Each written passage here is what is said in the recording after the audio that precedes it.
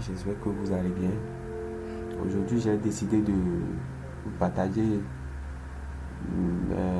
mon expérience avec vous. Et aujourd'hui, je vais baser uniquement sur le support et la résistance. C'est quoi un support? Un support, c'est une zone où le prix rebondit souvent vers le haut.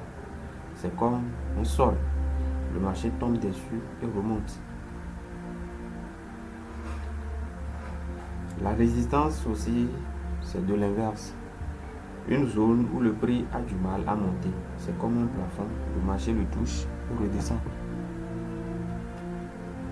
Par exemple, ici, nous sommes sur le GBP/CHF. Et si nous remarquons bien, nous sommes dans une tendance baissière. Voilà. Nous sommes dans une tendance baissière. Nous allons essayer de tracer les supports. Je vais agrandir un peu le graphique pour que tout soit clair. Ici, nous avons le support.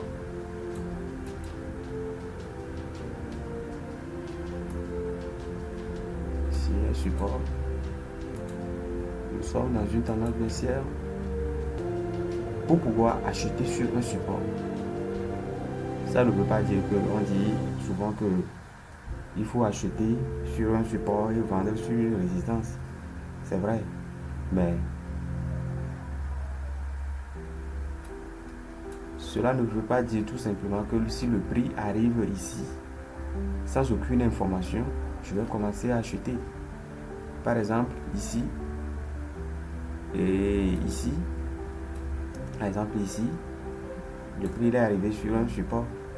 Et puis sans aucune information, je vais commencer à acheter. Non. Vous avez vu que le prix, il est vraiment arrivé sur un support. Mais il a cassé le support. Il a cassé le support. Et le support là, il est devenu quoi? Une résistance finalement. Ici, il est devenu une résistance. Ça là, nous l'appelons souvent inversion de rôle. Quand un support qui a été cassé, il devient une résistance. Vous voyez, il devient une résistance. Et si c'est un support qui arrive sur un support, pourquoi moi je n'achète pas en même temps? Voilà ici. Prenons ce cas. Ici c'est un support. C'est un support parce que le prix il a déjà réagi dans le passé. Ici, le prix il a déjà réagi ici dans le passé. Maintenant, il est venu ici à nouveau. Normalement, je devais acheter, mais je n'ai pas acheté et je ne peux jamais acheter. Je devais attendre une confirmation avant d'acheter ici.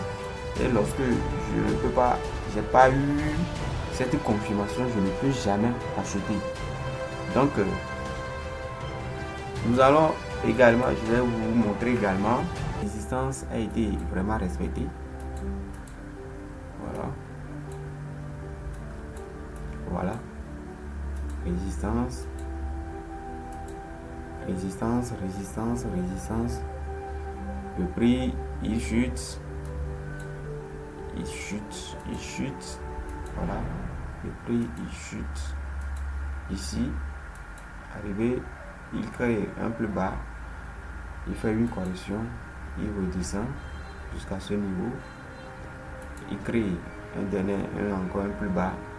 Il redescend, arrivé, il continue la baisse, ainsi de suite. Maintenant, ce que je voulais vous montrer est que comment je fais pour vendre sur une résistance et comment je fais pour acheter sur un support. Vendre sur une résistance plutôt.